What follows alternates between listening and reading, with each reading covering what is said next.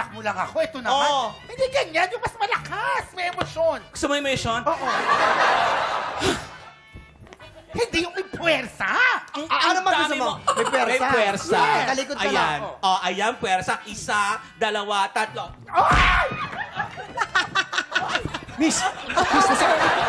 Miss, nasaktan ka ba? Ayoko. Teka lang! Stop!